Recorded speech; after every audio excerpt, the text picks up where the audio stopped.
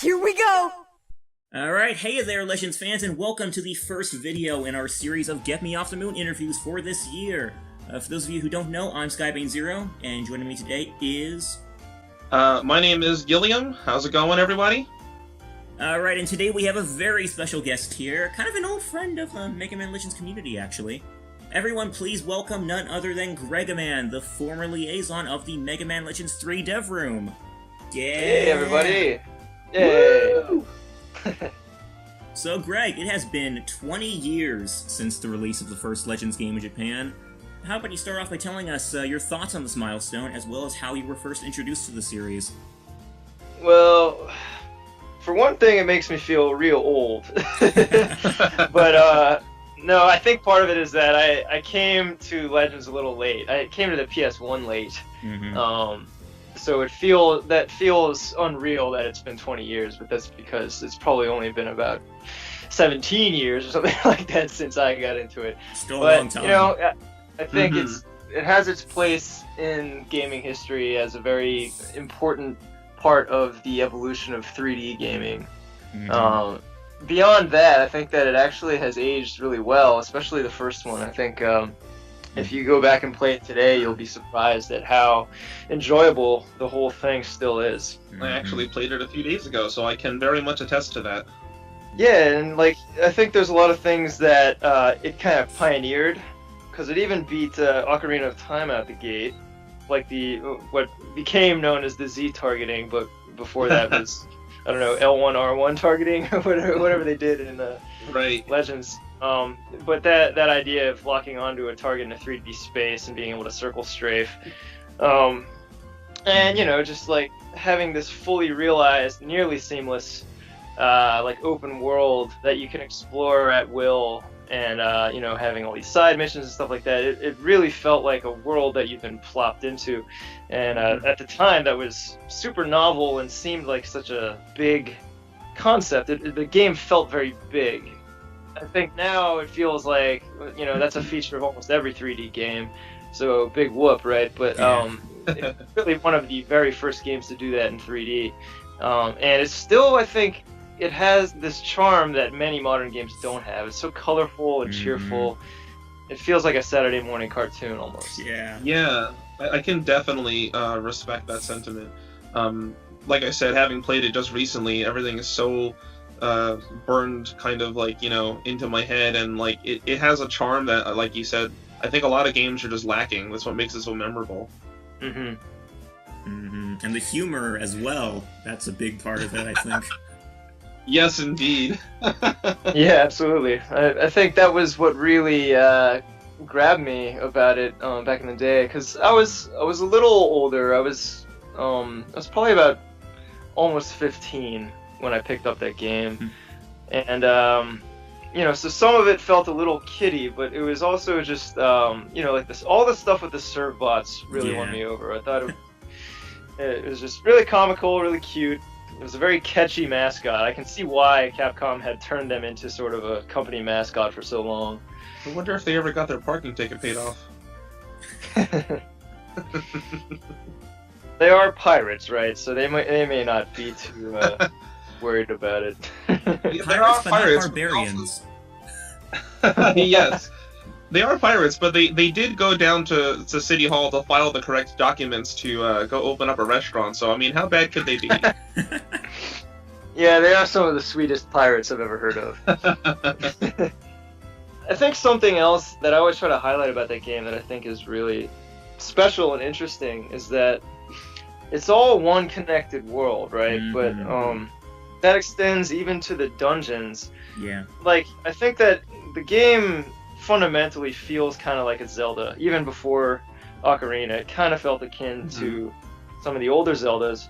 But what's different about it is that all of the dungeons, at least for the most part, are actually one giant underground place, right? That's and right, over the course of the game, you can unlock, you know, you can sort of break down the barriers separating each of these dungeons that you initially visit individually, and then you discover, oh, I can go from this dungeon straight to this other one, straight to this other one. Right. Again, it just really contributes to this idea that this is a real world, and every place is actually plotted somewhere on this map. It's not just a bunch of like disparate levels. Right. Which, That's not exactly obvious at first, though. You know, you're going into these dungeons, Right. and you think they're all kind of separate. It's a very understated feature that's just kind of there for you to discover. And not only was that very unique to gaming, but it was also, I think, one of the many things that made this stand apart from past Mega Mans, which were quite the opposite. It was very much just a bunch of disparate levels that they almost made a point of it being that, you know. It's just like, well, this level's a crazy snake lair, and this level is like a greenhouse. Yeah, you had a very distinct stage select between 8 different locations, and each one has a boss. But then in Legends, which kind of subverts that, is once you have the correct weaponry and the correct items to get around, you can literally go into your first dungeon that the game throws you into for the tutorial mission, and you can walk your way all the way to the very last dungeon, and you could basically go from there to the final boss in like one sitting. And it's really fascinating how they tied everything together. Another thing, this is just my personal interjection, is that I think the quick loading times actually helped make it feel a lot more connected. You didn't ever feel like you were waiting for a screen to load. It would just kind of fade to black, a la Star Wars or something, through a nice transition, and then boom, you're in the new location very fast. So That's a that good was point. really awesome. It's also really impressive, especially for a game that old, that's fully 3D and fully like there's so much going on, and maybe it's because they had such basic, that sort of blocky thing. Maybe it's kind of like Okami, where they were actually being very clever and saving on whatever processing power by doing that, but it actually looks like a very inspired aesthetic. Yeah, it's very cohesive and everything looks really nice. One of my favorite parts about the Legends aesthetic is the attention to detail in the facial textures. Is really impressive. Most notably on Teasel Bon. Yes. There's forced perspective on his face in so many sequences where he's talking, because they knew exactly where the camera was going to be, what movement he was going to be making, and so you could draw the inside of his mouth a specific way on the model. And that's right. And so basically his face is just a flat plane, but because they added that amazing attention to detail in the textures, you end up with something that's far more detailed, or gives the illusion of something far more detailed than what the PlayStation was able to render. We're still talking about a period where Lara Croft had a triangle on her chest, and now you have Teasel Bon, who's kind of got this really defined jaw, and you can see each of his teeth in his mouth. It's like really impressive. Yeah, well, I think that's something that would be a lot harder to do with a less cartoony game. I was just thinking, Metal Gear Solid came out, like, in America, it was only a couple months later, I think, but that was the game that touted this incredible production value, but even that game, in the cutscenes, the characters just like bob their heads up and down like puppets. It's like Red versus Blue, that's like a technique that they were doing for people with masks, and here they are with a fully rendered face, and that's the best they could do for full lip flap in Mega Man Legends, a good 5 years before anyone else. It always struck me that the cutscenes are also full screen and fully in-engine. Yes. It's funny though, because if you look at those textures, like on a texture chart, Teasel Bonds in particular, you'll see he's like missing teeth. Yes. It's crazy. It's funny looking at them flat on, like just on a sheet. Yeah. Looking at how they were actually drawn versus what you see in the game, it's really impressive to see how they did all that stuff. Yeah, totally. Yeah. And like you said, again, making another comparison to Metal Gear Solid, was, that game is known for its in-engine cutscenes. I guess even Half-Life was known for its in-engine cutscenes, but so was Legends, really. Everything was rendered in-engine. They didn't have any pre-rendered, fanciness. It was all done with models that you're familiar with, because those are the ones you're playing as. And there's the full screen thing, it seems like such a small detail, but I feel like that really made the game stand out. I feel like almost every PS1 game with cutscenes did the letterboxing for the cutscenes, and people can correct me if I'm wrong, but I feel like that combined with just that big chunky look, like it really smacks you in the eyeballs every time there's a cutscene. I just remember it being very visually appealing, and that's something that I think has also aged very well. Yeah, the colors are super nice, and like the character models are really great. Like when you see Mega Man from like a certain angle, you can see like the definition in his cheek. It's not just like a block, it's like he actually has like a cheek, and like, I don't know, the shapes and the colors combined with what I believe is some of the best voice acting in the PS1 era. Yeah, really definitely. kind of brought it all together. You know, we're talking about, you know, an era where there's Jill Sandwiches and Masters of Unlocking and stuff, and then you have Teasel Bon and, you know, Tron Bon and like everyone just kind of giving these great performances, especially Volnutt's voice actor. I think they got an actual 14-year-old kid to voice a 14-year-old kid, and so he was just so appropriate. It was wonderful. It really made everything feel legitimate, and I loved that about it. I was immediately sucked in. Like, you press start and Mega Man says, "Here we go," and like that's it. I knew that this was going to be awesome. Yeah, I always talk about how I feel like I became a Legends fan in spite of it being a Mega Man game. And it's not that I didn't like Mega Man games, it's that it's such an abandonment of, you know, everything else that the series to date had established. Right. That if you go in expecting a Mega Man game, like, you're in for a shock. And like, getting back to the level design thing, some of the things about the game almost feel like a very deliberate do the opposite of everything Mega Man had done. Like we were saying, like, it used to be about having a bunch of very distinct individual unconnected levels, and this is about having one totally connected world. And, you know, obviously all the things about the characters, it's like, well, this is Mega Man, but not exactly, and this is Roll, but not exactly, and now they're dating, brother and sister? Oh. Well, that depends on which version of the game you're playing. It's implied in, I think, in the English version that their Mega Man is, like, adopted, but not really, which is, you know, why he has, like, a different last name from everyone.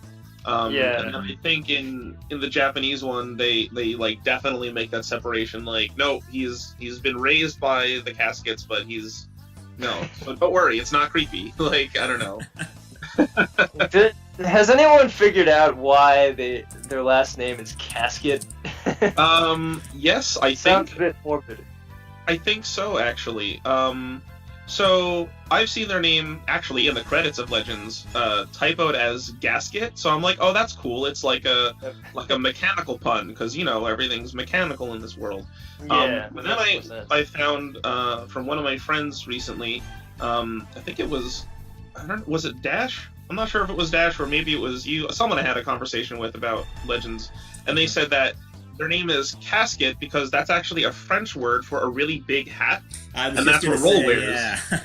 And Roll wears a really big hat, and that's what a casket is, but it's spelled differently. I'm probably pronouncing it wrong. I think it is, in fact, a type of hat. Like, that actual hat that Roll's wearing is called a casket hat. Yes. Oh, man. So is she only wearing the hat because it was her surname, and it's like a self-fulfilling prophecy? I mean, maybe that's kind of like why Mega Man is named Mega Man, because he's in a Mega Man game. That's a self-fulfilling prophecy. Well, remember that portrait in Legends 2 with Roll's dad in it? He was wearing the same hat that Roll was wearing, so maybe it's like a family heirloom of some sort. Yeah, that's another thing. It could be that, like, you know, given the nature of how the carbons in that world are just plopped onto the Earth, you know, maybe he just showed up one day and he's got this hat and he knew what it was called, so he's like, well, I guess that's my last name now. Because what else have he got to go on, really? Yeah, right. We were talking about the mood in the game earlier, though, the Saturday morning cartoon vibe. It's true that the game does have a very cartoony, anime-esque vibe to it, but there's also, particularly toward the end of the game, a really drastic atmosphere shift, isn't there? Like, the game goes from being a very cartoony game to a really almost dark game, you know, what with the whole carbon reinitialization program and the whole thing with the ancients. And it's quite a drastic shift. Do you folks have any comments on that? Yeah, I feel like that's gotta be drawn from whatever animes were near and dear to the creators of this game. It feels like an anime thing, and I know that the series was inspired by slipping my mind all of a sudden. It's one of the Tatsunoko IPs. Well, it depends on which one, because I know that Roll is almost like a carbon copy of, no pun intended, of Yatterman 2? Yeah. Or Yatterman 1. I don't know. They both wear the same hat, so. Yeah, and I've never seen. They say Yattaman in Japanese, but I've never seen it. But I wouldn't be surprised if that's a hallmark of that show, because I feel like that kind of animation from that era tended to pull that bait and switch a lot. Yes. You start off very lighthearted and maybe sort of formulaic, and then it sort of breaks the formula, and then you're like, actually, all of existence is on the line, and what is a man? Yeah. Yes, I know exactly what you mean. I think that really lends itself to great effect for really selling the drama in the series as well, because you come to know all the people of Catalox Island, and like you get to know the junk store owner and his wife, and you get to become friends with Jim and the gang, and you kind of gain this sense of familiarity, and then as your adventure goes on, all of a sudden you realize, oh no, all of this is at stake. So the game kind of lulls you into a false sense of security, and like, oh, these people are going to be fine. This is going to be a fun, warm, snuggly experience where you go on a lighthearted adventure. Oh no, the whole island is going to die. So it becomes very like dire, and you feel a big sense of urgency to want to save those people. I mean, even the end of the game gives you a chance to go back and talk to everyone, which is really sweet, because I can't think of any other game that actually lets you do that, to like go back and say one last goodbye to all these characters, because I think the dev team really knew that you were going to become growing attached to them. Yeah. I think that these things ultimately draw from a sort of mentality that was born out of the war. And not to get too dark, but I think you see this in a lot of Japanese post-war media, is that sort of juxtaposition of idyllic, simple life with this sort of apocalyptic backdrop, because I think a lot of people went through that, and then it just kind of like trickled out into the sort of national psyche, that there's this idea you could be just living this very simple small town life, but then your town could entirely be gone in an instant. Right. That's a good point. Never thought about that before. Yeah, and especially these places that are set on islands, like Catalox Island, feels very self-referential to me. Yes, I actually never thought of that. That's a really good observation. I try not to get too dark, because when I lived in Japan, this was one of the biggest takeaways, was visiting Hiroshima and seeing the impact that event had, and then realizing, like, it just clicks in a big way. It's like, oh, and everything that, like, all these things that I've seen come out of Japan are in some way influenced by that event. There's lots of pop culture, lots of anime and other things like that. They always seem to have like a backdrop like that. I can definitely see how that would be heavily influencing their pop culture, and then obviously their game development, things like that, because it would be a popular backdrop. It's a real life tragedy that happened in these people's lifetime that they can look back on, and they know what it feels like, and so this is an interesting way of expressing that. And it makes for some very interesting and realistic stories, doesn't it? Yeah, well, the best fiction, no matter what kind of tone they're going for or how fantastical the subject matter, I think the best fiction taps into some real world emotion or shared psyche, right? And so a lot of these things, it's not just Japan, but I think that with Japan, I don't know. For me, it's the older I get, the clearer I see these ties to real life events, and you just see how major the impact of like the war or the earthquake in 2011. How big that impact was on people, and I saw it in Capcom games all the time. Even Dragon's Dogma. It's funny. It's off topic for a second, but Dragon's Dogma. They licensed that song by Bees, the Japanese band. called Flying Into Free. And this was it was an English adaptation of an older song by that band. But the lyrics, if you read them, are really surprising. It's all about the post-earthquake, like the sort of lasting impact that had. There's this weird line about be sure to take your iodine, which was a treatment for radiation exposure. Right.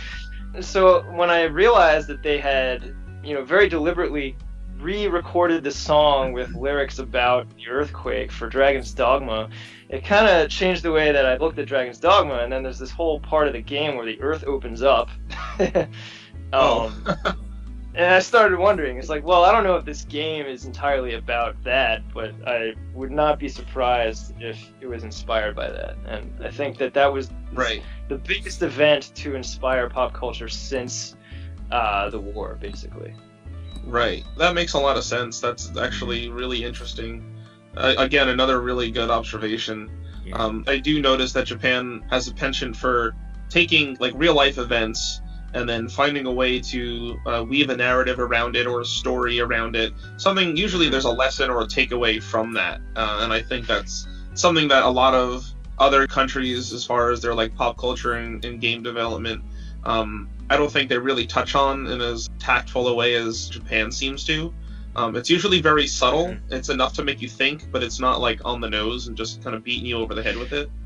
Yeah, and sometimes it's not even necessarily intentional. I think it's just sort of so deeply embedded, in the psyche. And I think we probably have our own things like that too. Oh, sure. Yeah.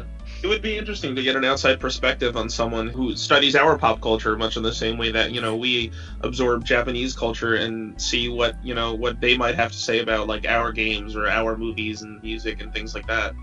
Well, Greg, I dare say you know a lot about that since you lived in Japan. Yeah, well, would you like to subscribe to my newsletter? I was like, don't get me started, because I wrote this big old essay on Dead Rising back on Capcom Unity about how they seem to set out to make a very American game, and they accidentally made the most Japanese game of all time. That's amazing. Just goes to show, doesn't it, that we have a lot more in common with the Japanese mentality than we might think sometimes. Well, I think ultimately we're all human in the end. It's not like we're different OSs. That's true. Yeah. So. Moving on, though, obviously we got Mega Man Legends 2 in the year 2000, but several months before that, we were treated to a very lovely little spin-off title called The Misadventures of Tron Bonne. What were your thoughts on that game? Oh, it's just the best. It's an unlikely thing to have existed. I don't think that it could have existed at any other time than the PS1 era. Oh, I mean, obviously because it's a PS1 series, but I mean, Legends is already a spin-off, and I think it did moderately well. But it wasn't like, a massive hit the way like Metal Gear Solid was. So, I mean, like I said, I think it was a moderate success. It was good. It made it the greatest hits line on the PS1. That's right, yeah. But, there's a lot of Capcom games of that era that got that award. But to go that step further and do a spin-off of the spin-off, it's just like, I felt very spoiled. It just felt like a niche of a niche, and it was so up my alley that I was like, I can't believe this exists. And, I went out and got it right away, and then was very glad I did, because it ended up being super rare and valuable. Oh, you don't have to tell me twice about that. I have so many regrets about passing on that game as a kid. When I first saw it on shelves in GameStop, I had loved Legends 1 like you wouldn't believe. And then I saw this game called Misadventures of Tron Bonne, and I'm like, I don't want to play as a girl, because I was like a stupid kid. I was like, this is dumb. This isn't Mega Man. I don't want to play this. I was spoiled, because at that point, I was like, Capcom loves Mega Man. They're going to keep on making Mega Man games. They're never going to stop, so I can pass on this one. There's going to be like 6 more Legends games or something. And years later, I now covet my copy of Misadventures of Tron Bonne because it was so rare. I remember hearing a story from Grelston, actually, at one time he was working at a Toys R Us store, and he saw a copy of Tron Bonne on the store shelves, and that was there for almost his whole career at that one store. Like, it did not disappear until eventually it was, like, taken into some bargain bin or something and never seen again. Oh my gosh. Yeah, it was like just before it was extremely valuable, it was not at all valuable. Yeah. It's really such a shame because, like you said, you felt spoiled, and like now, like that's how I feel. I beat Legends 1 and 2, and I was like, now what do I do? Oh, I can get Misadventures of Tron Bonne. So, you know, that was like how foolish I was. How foolish we all were. Well, and the game itself offers such variety that just that experience alone feels like it's spoiling you, you know? Like, first of all, it's super polished, because it was sort of getting to the later, like, the tail end of the PS1 life cycle. Mm-hmm. So they had figured out how to do a lot more stuff. Right. But then, you know, just to offer all those different genres in one package, and it wasn't like a, you know, your typical variety game, like a Mario Party kind of thing, where each thing is just this little, like, party game. Like, they were pretty involved, you know? Like, the fully voiced RPG mode, and I think most of the modes were substantially voiced. Sometimes too much, but Servbots really didn't know when to stop talking. But they're so cute! They can never talk too much as far as I'm concerned. Yes. And then, not only did it have all these different modes that were like these fully realized campaigns, but then it had the wraparound hub aspect, which was almost like a precursor to Monster Hunter, where you're going around to different legs of this hub, and there's this sort of metagame of managing your Servbots, which is kind of like the Palicos, the Monster Hunter games. And then you had like the little party games, right? Like feeding the Servbots. So there's just like all these layers. And torturing the Servbots. Yes, and torturing the Servbots. Servbots. Yeah, right. I forgot about that. Torturing the laziness out of them. But yeah, I think it's a great game, and it's still fun today. You know, actually, I think some of the stuff that was a little, I don't know, didn't appeal to me when I was younger appeals to me more now, like the puzzle mode and... yes, I love the puzzle mode. Yeah. You know, it was actually Brelston that I think really made Tron Bonne on PSN happen. Nice. And Really? yeah, he kind of got his hands all up in there in like the PS1 classics like pipeline, because it's one of those things, like, it's not really a profitable service, I don't think. I mean, maybe it is some of the time. I'm not trying to like slam Sony's service or anything. It's an awesome thing to have. I just think that it's hard for publishers to make a priority, because it's just like limited audience for these games that are 15, 20 years old. Right. And it really, I think first and foremost, it's an act of curation and community outreach, right? Like, obviously, when you can get these things out, it's great for the fans that want to have a way to play them now. But like, when people put one of these retro games up on PSN, it's not like they're never doing it because they think that they're going to make a ton of money. Right. And so it can be a hard thing to push upon people internally. It's like, hey, I know you've got a million things to do right now that all have very high stakes, but have you talked to Sony about this, you know, Jumping Flash 2 yet? Yeah. So I guess that was first party game, so that's a bad example, but that's exactly the kind of thing that a community team can take on. So it was great to have it done, because even with the community team, it took like 6 years to finally make it happen, and it was just a matter of getting all of the people that need to sign off on it to sign off on it, and that did require some back and forth across continents, and you know, actually checking the content of the games to see where they stood as far as legality. And you just never know what's going to cause a game to get vetoed. You know, there's some logo hidden on a machine, or there's some voice actor who we don't have the rights to anymore. So a lot short of of it logistics is that go into making it happen. Yeah, exactly. So it's kind of a small miracle that Legends 2 and Tron Bonne made it on PSN. So if you have the means, please buy it. I no longer get paid to say stuff like that. I second Gregaman's recommendation. Anyone able to, please pick up Legends 1, 2, and 3. The 3 Legends games on PSN. If you can, then do it. Yes, get Legends 1, Legends 2, and Misadventures. They're usually on sale pretty often, actually. Nice. And they're not expensive at all. They're a fantastic experience for anyone looking to find more Mega Man content. And needless to say, we are very appreciative to the efforts of the Capcom Unity community for getting those games on the PSN. That was a long time in coming. Absolutely. But we're very happy it happened. The story of getting Legends 1 onto the PSN service, I heard, was like an odyssey in and of itself, all because of cross-promotion Capcom did with an energy drink brand, and that caused such a big deal. And like, I'm actually very appreciative of efforts everyone went through to getting it on PSN in spite of that and resolving those that cross-promotion copyright issue. That was really fantastic. Good work. Indeed. Yeah, and I think that, props definitely go to Brelston for that. He was the one who sort of spearheaded all that. And I do think that that's the kind of thing, like, as long as there's someone there to champion it, usually these things can be overcome. It's just that I think most publishers don't have the leeway to take care of that stuff. They don't have someone who can own that as an assignment and, chase down what needs to be chased down. So it was, I think it was a testament to Capcom's foresight, especially Capcom USA, to even have this community department.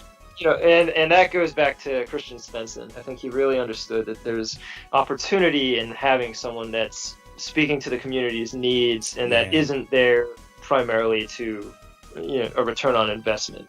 It's a little more nebulous. Right, that is a really good point, to have something like that, and in communicating with your fan base and with like the community that's around your games and your company is really important. It can backfire, of course, and I think we'll probably get to that. Yeah. But Legends on PSN, that's a victory. Yeah, we're all gonna, give a cheer for that. We're all gonna do our Volnutt fist pump behind the scenes. Right. But going back to Tron Bonne, Greg, I understand that you actually have a funny story with this. I remember you mentioning back in the Devroom days that your experience with this game just might have helped you land that job at Capcom. Yeah, I mean, it's hard to say what exactly led to them hiring me. I think it was just the perfect cocktail of factors. But what happened was, I applied for a job at Capcom. I had just moved back from Japan and was applying everywhere. But Capcom was definitely the #1 place I would have wanted to work, and I applied for a translation job, and they didn't reply. And that's pretty typical, as anyone who's been on the job hunt, I guess, in the last 7 years knows. It's pretty common to not get any response. But to my surprise, they emailed me out of the blue several months later asking if I was still looking for work, because they had another position that had opened up and they were looking for a bilingual. And I said, God, yes. Even if I weren't still looking for a job, I would quit whatever job I had. Right. And they called me in to the office without my even knowing what the position was. And when they already had me in the interview seat, they brought in the first guy and he said, so we're looking for someone who knows the Mega Man Legends brand. Nice. And I had only faintly been aware that Fune had announced a third one, but it was such a big part of my adolescence, specifically Part 1 and Tron Bonne, that it was still very near and dear to me. And so when he said that, my first reaction was like, that's weird. I feel like I haven't heard much about Legends in 10 years. Yeah. But I was also like, you've got the right guy. That's a good answer. Yeah, and I was like, heck yeah, I like Mega Man Legends. I played through the first one over and over, and I even own a copy of Misadventures of Tron Bonne to this day. And that the guy, like, his face lit up. Wow. You know, and he was like, "Wow, thank you for doing that. You're one of the 26,000 people in the entire world," or something like that. Which, just for reference, that's a very low number for game sales. Yeah. Right. And I can't help but think that did play a role in them deciding I was the right guy. I mean, obviously, I had to prove that I had the language down, and know that they looked at some of my writing, because I used to have a blog where I talked about games. But I feel like that was like the cherry on top thing that made me the person for that job specifically, as opposed to just some other translation job. Yeah, totally.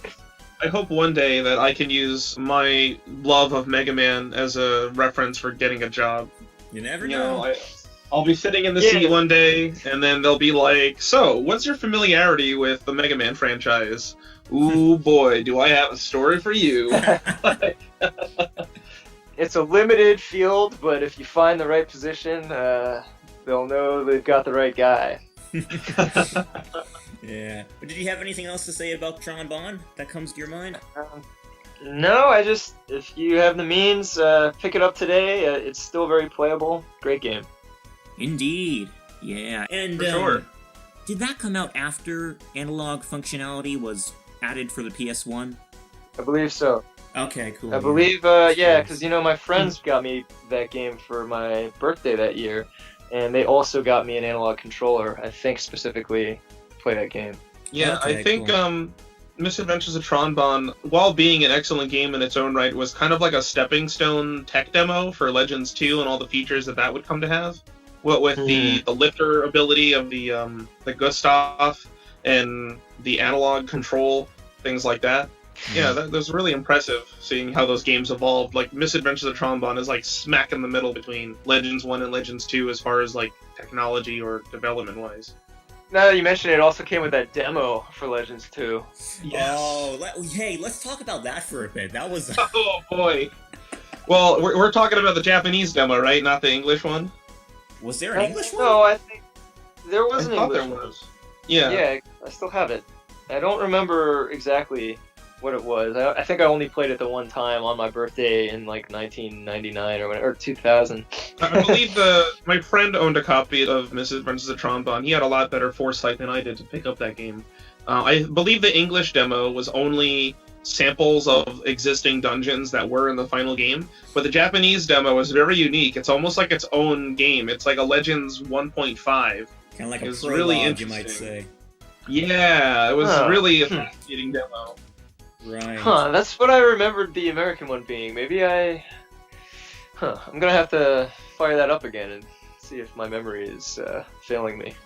Okay. Yeah, I believe the Japanese one had like a special mission where Tron Bonne kidnaps Roll, Right. and she offers you the ability to join her. She asks you like one last time, and you can actually choose to accept her offer. And if you do, Mega Man has a very strange fantasy about being in love with Tron Bonne and taking over the world, and it's quite hilarious. Oh, weird. Man, I need to check that out.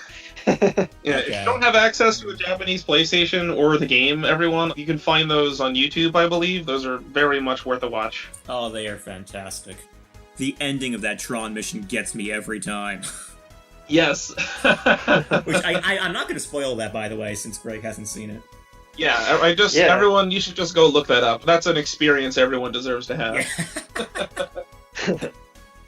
Right, but then in the year 2000, we got Mega Man Legends 2, which obviously was a significant upgrade to Legends 1 in the graphical department. But Sure. What were your thoughts on that one? So, my dirty secret, which is not actually a secret anymore, I spilled the beans on the Game Informer video series that I was on, the Super Replay they did, but I was very, very late to Legends 2. I did not pick it up when it was contemporary. I played through it. It was actually post Devroom days. It was when I was an employee at Capcom. Wow. And this speaks to maybe a problem that the series faced, which was that what do you do to set yourself apart when, like, what originally set you apart was that you were the first one to do all these things, and now everyone's doing them. You know what I mean? Yeah, I know what you It's mean. like we're having this big 3D action adventure was inherently novel in 1998. By 2000, that was genre du jour, right? Like that was basically all gaming. Right. And then, there are still a lot of merits to the games, but I think it's a harder thing to explain at a glance to people. It's like, oh, but it's very charming, or like you'll get really sucked into the world. It's a hard thing to put on the back of a box. Yeah. Yeah, I can definitely respect that. If you didn't become attached to the characters while playing through Legends 1 or Misadventures, I could see how going into Legends 2 would be a hard sell because you don't already have that familiarity or attachment. Yeah, and I think you just had so many options by then. It was just more competitive, And for me, I think that I kind of just felt like I've done the Legends thing. I've spent a lot of time in this world. I even played the spin-off. It just wasn't top of my list anymore. Yeah. I would think it also didn't help that game came out at the tail end of the PS1 era. Yeah. Right, that too. People were already kind of shifting gears. And I don't remember for sure, but I feel like the reviews were not like a grand slam, Mm-hmm. And by that point, I had become like a review consumer.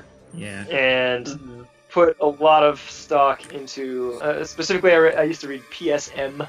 It was the unofficial PlayStation magazine. And, anything that got like a 5 was top of my list. It was a 5-star system. Yeah. And so I think there was just so much happening at that time in games that it just kind of slipped through the cracks. And then when I finally played it, I played the Japanese PSP port. Oh, nice. Oh, wow. Weirdly, the more accessible version at that point, Yeah. because 2 had so expensive. But, it has a lot of merit. I think it's just exactly what you'd expect from a sequel. It's more polished. There's more content. They evolved some of the systems. There's like isn't there like a status ailment system or something? Yeah, Yes. which is very broken. Much to my but it's dismay. still there. I hate the status ailments, but I do like that it adds an extra layer of depth. Uh-huh. Yeah, although I do feel like there's a draw to the simplicity of the first one. Mm-hmm. And they sort of got away from that in 2. And they also got away from the one interconnected world. Mm-hmm. Instead, you had that, like the world map, right? And then there's different locales that you can sort of fast travel to. Right. And I understand the desire to do that, to make a game that feels bigger. And it's not just this one little town anymore, it's this whole world map with multiple little environments. Right. But I do, again, think that there was sort of a special quality to what 1 offered, and then 2 kind of got away from that, and is just, it feels less unique and more just like, like a fun, polished PS1 game. Right, and you're making an argument here that I've seen a lot of people make when comparing the first and second Legends games. It seems like the first game, it immersed you more in its world and its characters and its story, and I think a lot of that had to do with the fact that it was one big open world. Like the story took place all on one island, so you were kind of forced to, I think, invest in the emotions of the characters. Yeah, you were, by proxy of just the adventure taking place on one island, you kind of got to know everyone. The same you talk to would, as you progress through the game, they wouldn't just be random, they'd be the same NPCs just doing something else as part of their day. And you kind of got to know them, like the familiarity that you have with like the junk shop owner because, they're required for you to get through the game. It built up like a sense of community. Whereas Legends 2, I feel like they wanted to really explore this world that they had described to you in the first game, where it's a world covered in endless water. They really wanted to show you all the cool locations, but in doing so, they had to sacrifice the ability of really getting to know all the characters that you came to become super familiar with on all the other islands. On the catalog. That's a good way of putting it. Yeah, you really do get to know the characters in one in a way that I think is pretty rare even in RPGs. Like, you're right, you see the same people in different scenarios over and over. It's like, man, I feel like I'm like deeply invested in this specific shop owner because I've helped him in like 3 different scenarios. And, you know, like it was Jimmy, the clubhouse kid. Same thing, right? Like all these people have their own evolving storylines that kind of orbit your own storyline. Yeah, especially in Legends 1 for sure. Legends 2, and then, again, by proxy of the game taking place on all these different islands, you don't really get to interact with any particular NPC really more than once. Like, you interact with them where it's required, and then you're on to the next island. I think the closest thing in Legends 2 to consistent interaction is with Appo, Da, and Shu on Kalbania Island, where you have to give them the school supplies so that they can learn how to read and write, and they continually send you letters and postcards. So that was like a neat little thing, but honestly, once you leave there, you never have to speak to them again, and it's not really required. So even though that is a nice, charming aspect, it doesn't feel as personal because you're not forced to interact with them outside of the main quest. Yeah.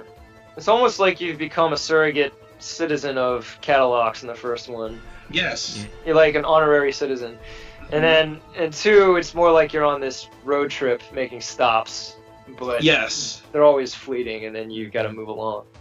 Do you think maybe that's because the first game was intended to focus on Catalox Island, whereas the second game was supposed to center more on Mega Man himself?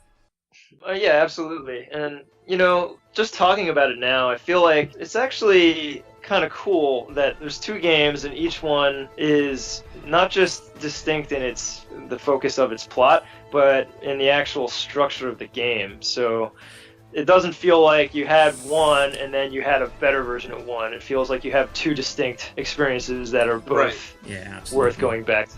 Yeah, that's how I feel too. Sometimes I feel like playing 1 because I want to go back and see those characters that I've grown to love.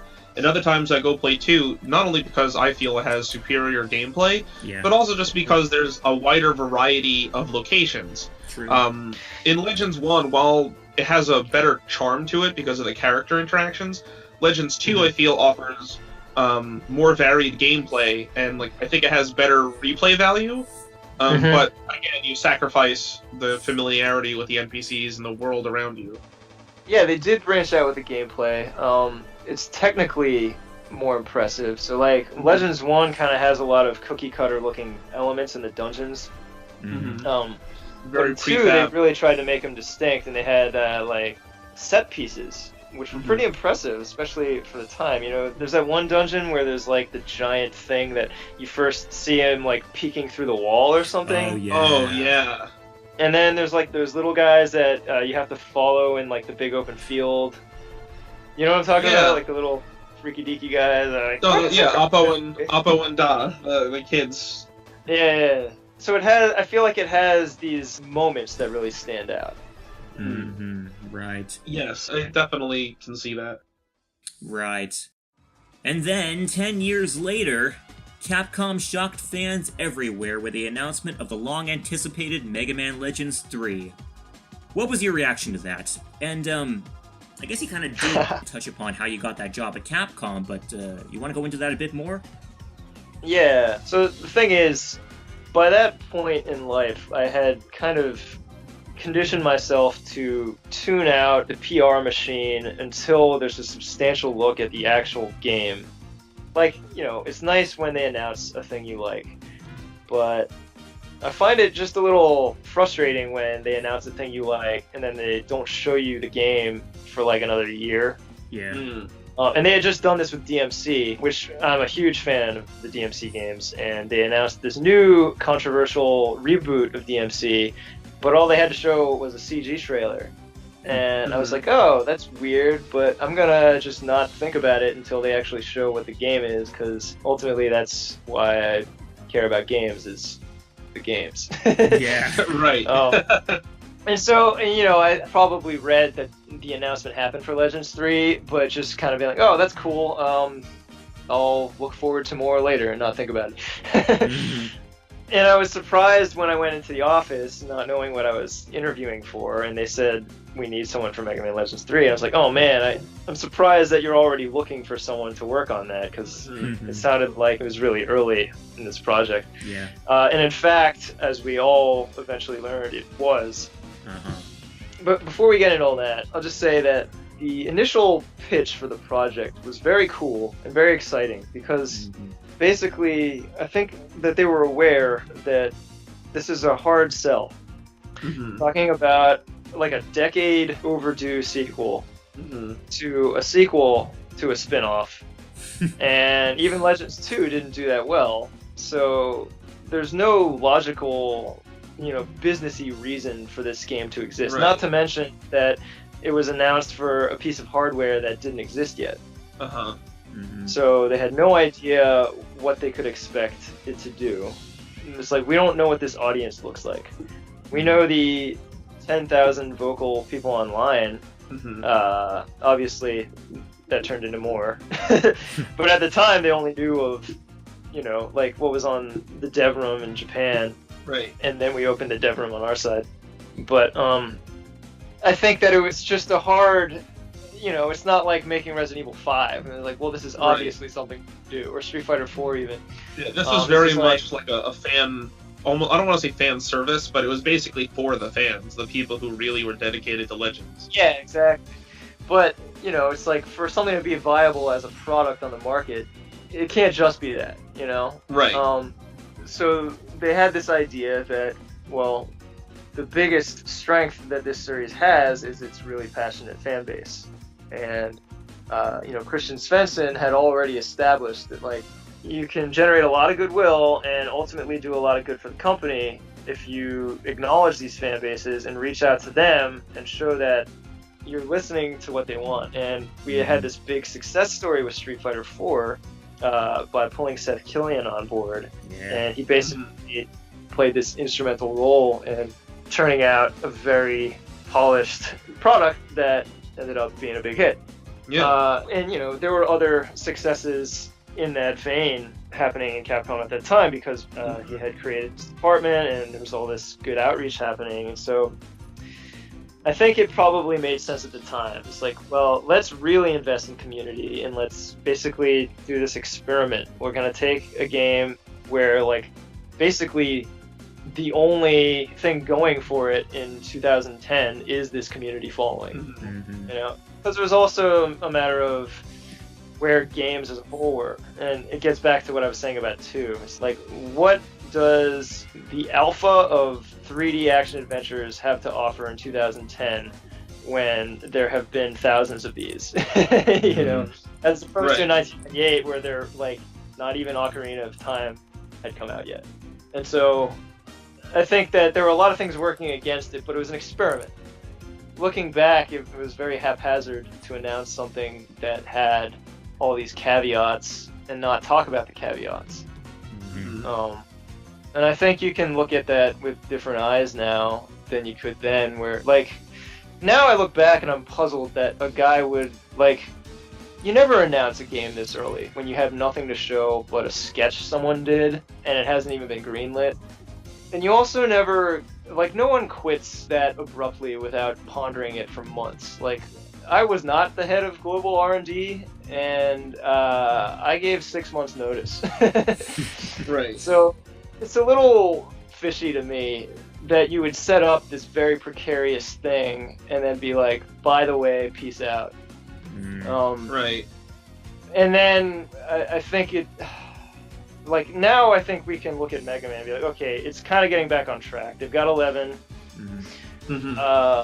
And maybe take a little heart that they weren't trying to destroy the brand. I think it was just a very hard thing that was sort of thrown in their laps, and maybe they didn't really all share the same... I mean, I don't know. I don't want to put words in anyone's mouths, but... Right. Well, all we can do is really speculate anyway, without being inside someone's head. Yeah, and you touch upon a great point here, Greg. The Devroom was, in the most accurate sense, I think, an experiment. There wasn't any Kickstarter at that point. Or, I mean, I think Kickstarter was around, but it wasn't very mainstream at the time. like, you never had developers coming in and collecting input for games that were very early in the development phase. Right. I mean, I also think that was a really interesting way to go about it, because I don't think any game then or since has really done something like that. Like Kickstarter, yes, I can definitely see how, like, you know, they ask for fan input or they ask for, you know, fan assistance and things like that.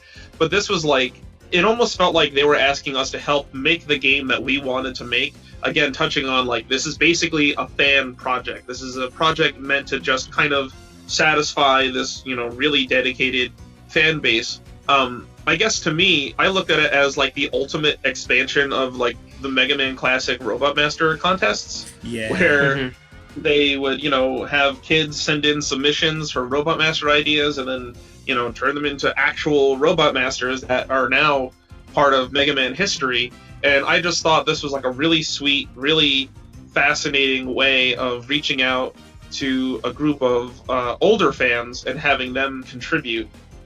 Yeah, well, I think there is an angle there. You could argue that Mega Man has always been a community outreach IP, right? Like, they've always done these little things, It's like, true, you know, design a boss. So it kind of, there's a narrative there, right? This is a logical evolution of that idea, you know? And Legends specifically has always been this fan darling, sort of a sleeper hit.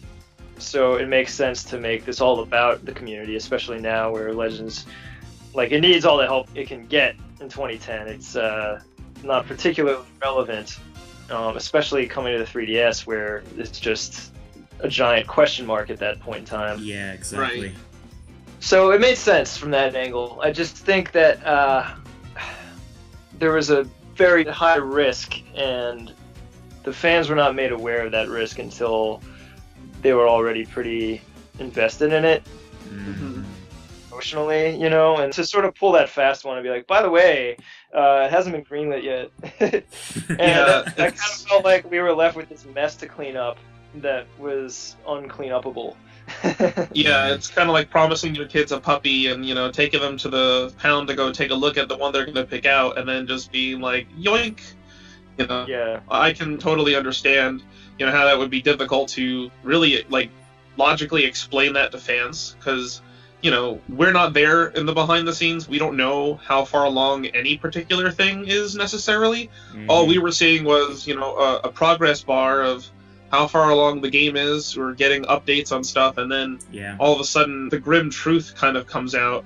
And, you know, for a project that's literally all about the fans and doing something to please them and kind of make them happy, and then all of a sudden it's just done. I can totally see. It's like proposing It's a to mess. someone and then 6 months later being like, by the way, I've got this other wife and the divorce hasn't been processed yet. Yeah, exactly. Yeah. But even after the announcement had been made that the project was not greenlit, we still were getting some pretty substantial updates on a daily basis. Like, there was video footage of the game coming in, there were screenshots, we'd sometimes see the developers showing off gameplay footage, you know, all really good-looking stuff. So I think that also kind of contributed to the belief that the game was better off than it probably was. Right, Yeah, the videos are very misleading. When we see the videos, to us, we're like, wow, that looks really polished and finished and incredible, but, you know, what is it really? Well, yeah, I think it just raised all these questions, and then for years people would be like, they would look to whatever games did come out and be like, really? You greenlit this, but you couldn't get Legends 3 out the door? You know, like the, not God Eater, God Puncher? No. God Hands? No. It was Geist Crusher and Geist Crusher God. That's what I was thinking. Oh, okay. You know, games that seemed very similar to Legends 3, but then they'd only release them in Japan. Or X-Troopers was the other one. Actually, for anyone who's just curious about how Legends 3 played, if you can get your hands on a copy of X-Troopers, the action, like the core action of your characters, feels very similar to how Barrett played. And X-Troopers is a rad game besides. It's a Lost Planet spin-off in the style of a Monster Hunter. It looks awesome. I have seen some gameplay of that. It looks really fun. You can import the PS3 version, it's not region locked. And then there's also a DS version, which is region locked. But I mean, I don't think we'll ever know the full story there. But for whatever reason, it didn't get a pass. We had seen the same slice that Nintendo Power saw, and I don't know. I can't say I really understand what happened behind closed doors that damned this game, because that slice, it was fine, you know. I wasn't totally won over by Barrett. I thought he was very much a Poochie character, you know, Poochie from the Yes. You know, just like cool.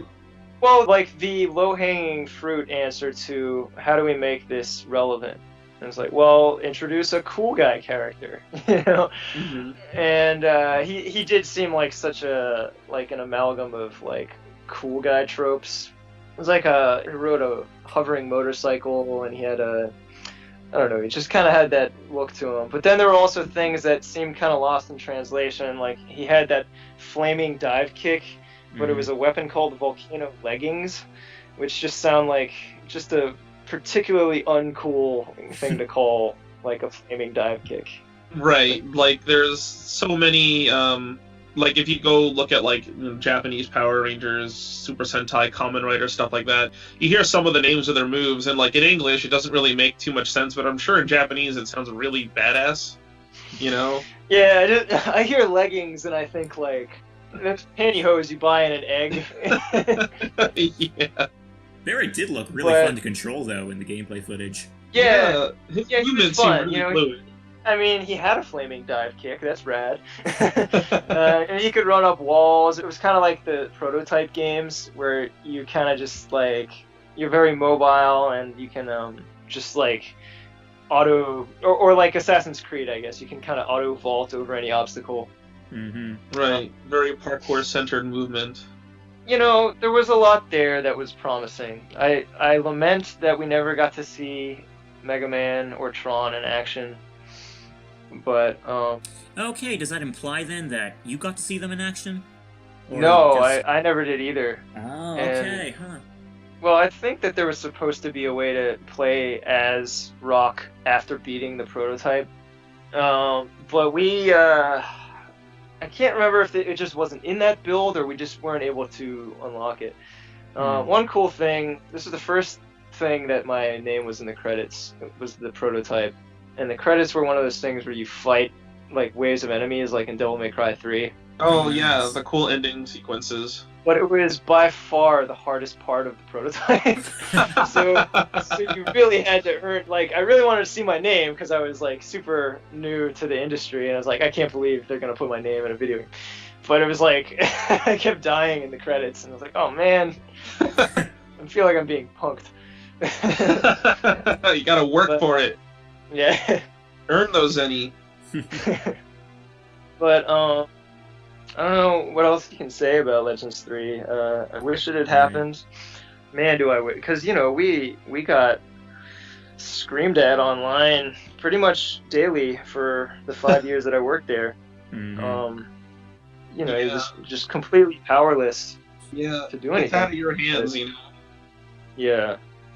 Yeah. So it kind of became like this looming demon for me. Right. Well, that said, what was your time like working on that game? You kind of went into that a bit already, I guess, but like translating for it and overseeing the contests and stuff, what was that all like? It was an interesting, I guess, 8 months.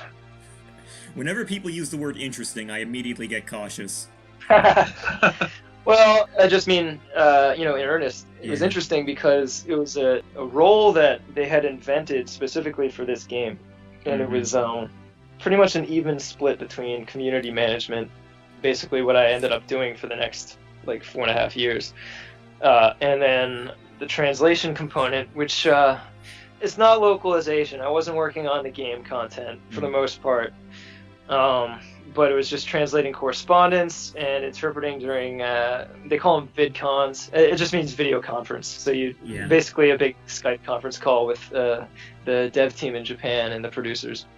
And it was very challenging. That was maybe one of the most challenging periods of my whole life. Wow. Because I was just so green. I had no frame of reference for how these things normally ran, and this was a very unconventional and dysfunctional project, as you know. And so for that to be my first one, I was just freaking out constantly, especially when I had to interpret at the VidCons, because I was learning a lot of vocabulary very fast. Because like there's a very rigid business culture in Japan, which I had done my best to avoid when I lived in Japan. Which is easy, you just teach English. But I had this sort of phobia about it when I lived in Japan. I was like, I could never work for a Japanese company because it just sounds like they own you. It has to be your first priority in life. And I think for most Americans, that's a value clash.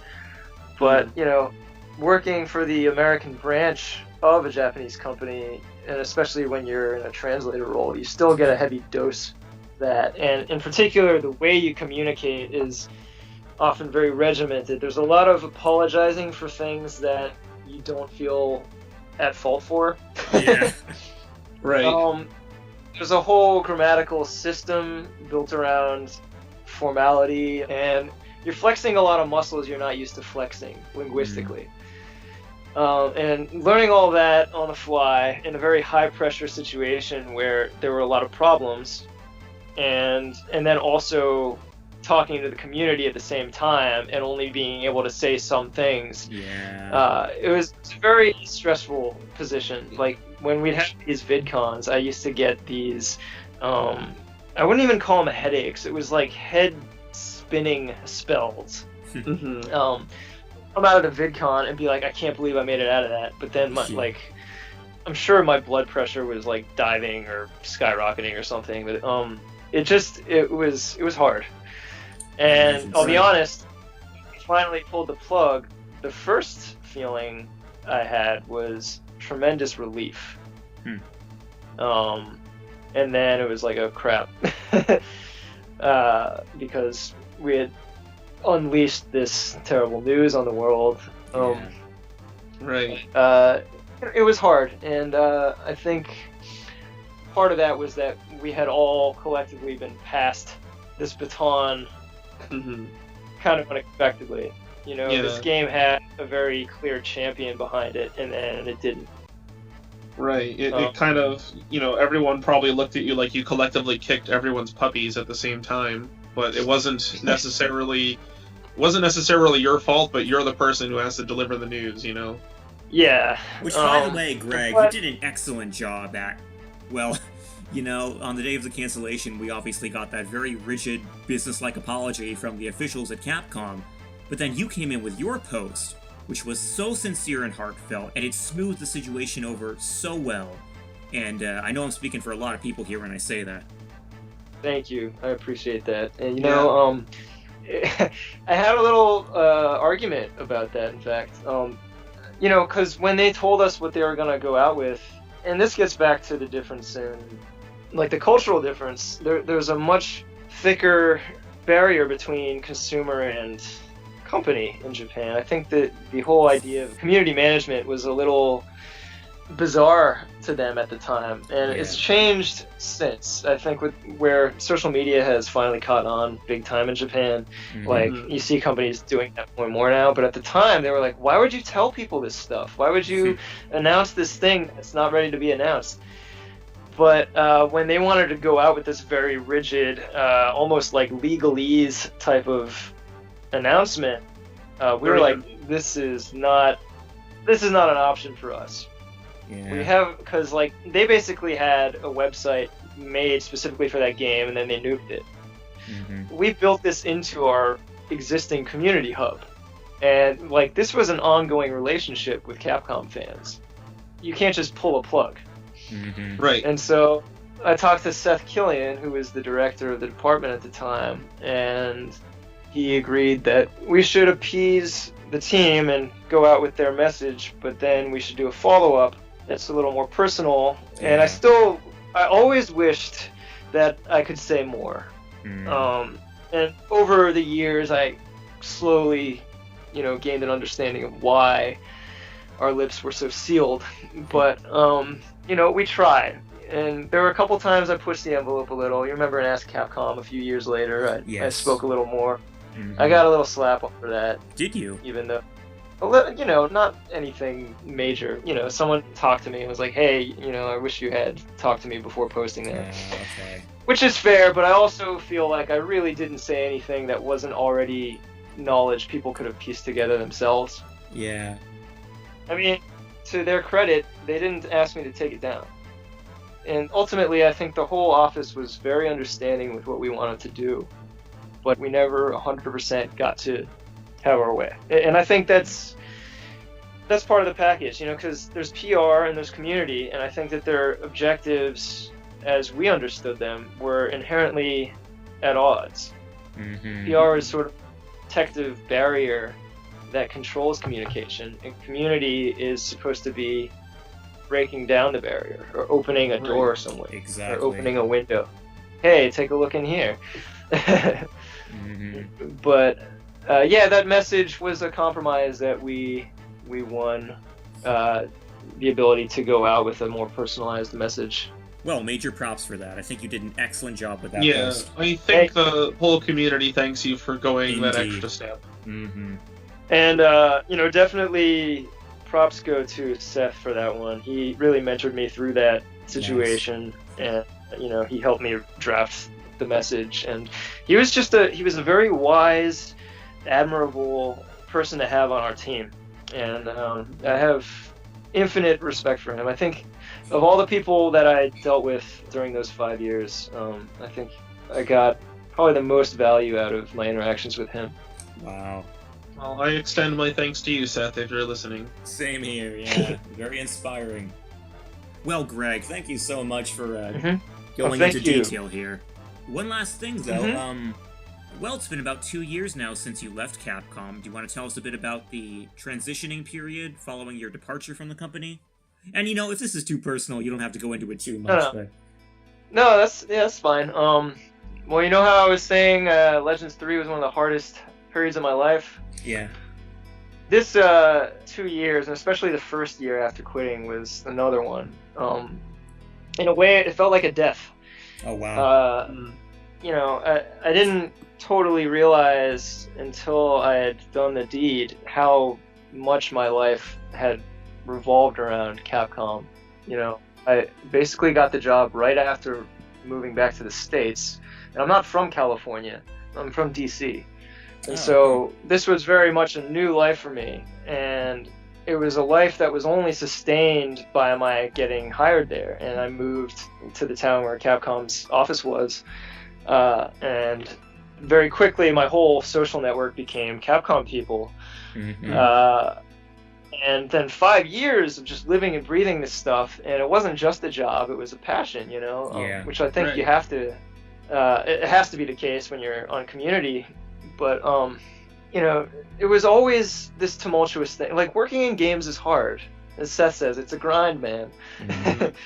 And basically what happened was that, like, I sort of got pushed into this position I didn't want to do. It was another translation thing. And I just felt like I was done. And I quit thinking, I have a lot of great experience. I have a pretty, good Rolodex built up now. And it feels like a good time to try something else. Yeah. And I was just in my 30s by that point. When I joined Capcom, I was mid-20s. I got married, and it felt like, all right, I should be moving on because I'm no longer growing here, I'm shrinking. And so I quit feeling very optimistic and confident, and then I spent, the better part of 2 years looking for jobs, and mostly not getting any acknowledgement, not even like we're not interested. Dang. And mostly I was being very strategic, applying for jobs where, I knew people that worked at the company who would vouch for me and, that fit my skill set. And thought I was being smart about it, but something would always fall through. I had, a bunch of interviews too. It wasn't all just being ignored. But I think over time, what I discovered was that I was sabotaging myself. And I think that I was looking for a Band-Aid. Like, when I first quit, I was like, I can do anything I want. And then I was applying to different industries and things that were a bit more of a reach. And then when I wasn't getting any traction, I started, reeling it back. I was like, well, maybe I could do more community stuff. Maybe I could be in games again. Maybe I could work for a Japanese publisher again. And then I was applying for jobs that were very similar to what I used to do, and I was getting more callbacks, but it was just really hard to get excited about it, And I think that when I interview, they could sense that and be like, well, he seems pretty good, but he just doesn't seem that into it, And there was this very eye-opening interview I had it was a very similar publisher. I won't say which one, but a similar company to Capcom. I had applied for a managerial role, and they called me after the interview and said, hey, we don't think you're right for the managerial role, but we'd like to hire you for an entry-level position in community. And I was just like, it was just like a punch in the gut. I was like, you want to give me an entry-level position, like the same position I had 5 years ago, but for a company I'm less passionate about. And I turned them down. And then I realized that I would rather go on not making money than take a job that just I wasn't, nuts about. And I know that's that's a really privileged point of view. Well, you kind of have to have that point of view for your own well-being. Like, I've worked plenty of jobs in my life, and there are other ones that I could probably work that I'm sure that I could do, but I'd be miserable in doing it. And, you kind of have to look out for yourself. If, a job is a job if you are just doing it to get money and you just like it. But if you're enjoying what you're doing and you can see yourself continuing to do it, that's obviously a much more healthy alternative. Yeah, and I feel like that's been a definitive characteristic of my 30s, is that I feel like I'm trying to choose my life more. I feel like when you're young and you don't have any experience, you kind of take what you can get and you're just surviving. And especially when I lived in Japan, I was in 100% survival mode. But now I am being picky, and I think that after that interview happened, I kind of started changing my thinking. And I'm very lucky because I have steady freelance work. Nice. That keeps me afloat, Right. But I kind of stopped asking myself, okay, who might hire me? And I started asking myself, what do I actually want to do? Big picture. That's really fantastic. It's a good point of view to have. I encourage everyone who's not thrilled about what they do now to ponder that. It's a hard question. It's a question my supervisors in Capcom asked me before, and I straight up did not understand what they were asking. I thought they were asking, like, what do you want to do in this role? They meant, think about your life.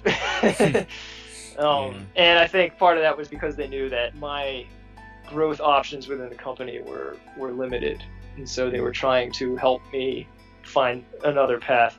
But it's a hard thing to confront because I think we inherently are resistant to change. And like I said, quitting the job really it felt like a little death. And I think even after quitting, I was trying to backpedal and be like, well, maybe I could do a similar thing.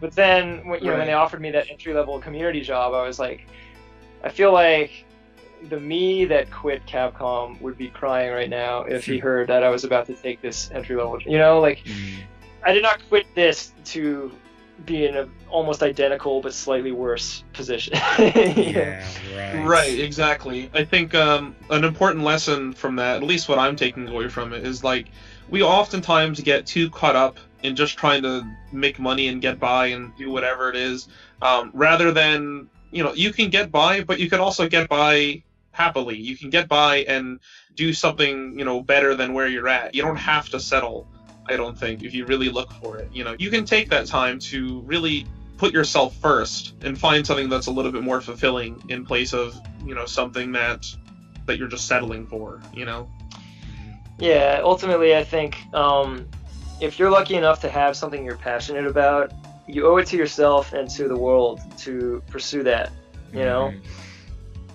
For me, it's been writing, and that's an ongoing aspiration / struggle to really make that the center of my professional life.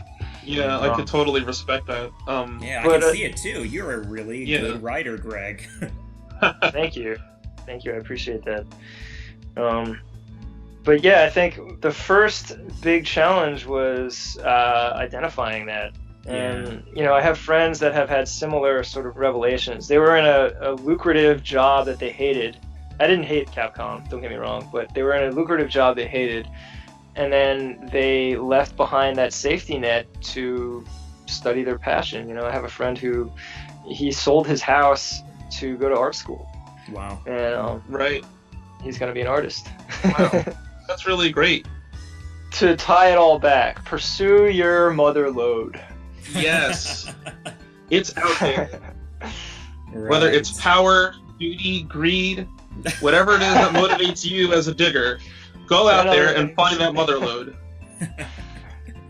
Well, thank you for those insightful words, Greg. Do you have any closing remarks on anything you feel is important?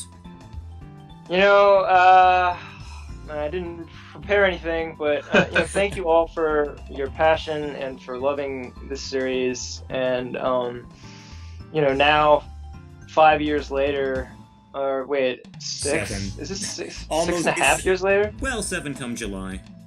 Yeah. All these years later, still, rallying around this community, and I wish it hadn't, turned out the way it did, but I think that it's pretty special that almost accidentally has created this huge swell within the community that's sustained itself for so long. And credit to you, Skybane, for being sort of the ringleader and always wrangling these activities and these anniversary acknowledgements and events and stuff. That takes a lot of work, I know. Oh, And, sure. I mean, it's fun. This is something people get paid to do, so I'd like to extend some personal thanks as well. Like, as soon as I saw the page go up, what was it, like a day after the cancellation, something like that, I can't tell you how much that meant to me personally. I was devastated. I was very emotional about it because Legends is something that I'm super, super attached to. It was a huge part of my childhood. It's still a part of who I am today. Mm-hmm. And so I just wanted to give big thanks for you putting that page together. It really means a lot to me and to a lot of other people as well. Well, I'd hate to kind of tear that apart, but I didn't make the page. That was... Well, we're happy that it exists. I mean, I'm managing it now, but the people behind the page were Monica DePaul and David. So, shout-outs to them. Yes. Shout out to the community in general for getting behind it and making such a page possible in the first place, showing that there is an audience for it. Yeah, indeed. But thanks you two just the same for the kind words. But I think that pretty much wraps things up here, so to our listeners, thank you for tuning in. And thanks to you as well, Greg, for coming on and agreeing to this interview. It's an honor. Yes, thank you so much. It was an honor speaking with you. You've been really insightful, and I really appreciate you coming here and spending some time with us. Yes. Well, thank you so much. Alright, and folks, our year of Mega Man Legends is only just beginning, so stay tuned to our page for more announcements, and we will see you whenever we see you. So until next time, guys, keep fighting the good fight, and as always, Legends never die. Legends never die. Alright, see ya, folks, and stay legendary.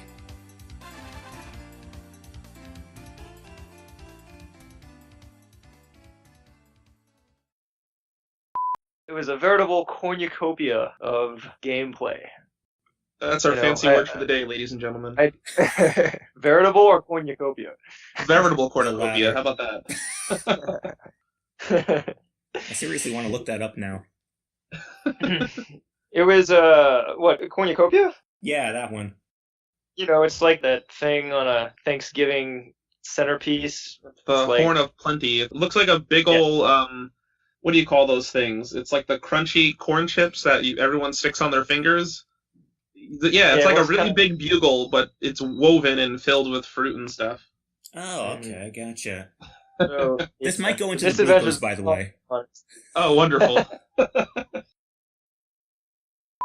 So until next time, guys, keep fighting the good fight, and as always, Legends never die. Legends never die. Alright, see ya, folks. Sorry, Greg, were you trying to say something there? You could cut that. Okay. Okay. I was saying bye. Oh, bye. Yeah, see you later, folks. That's all, folks. It's this DC California accent I've got going.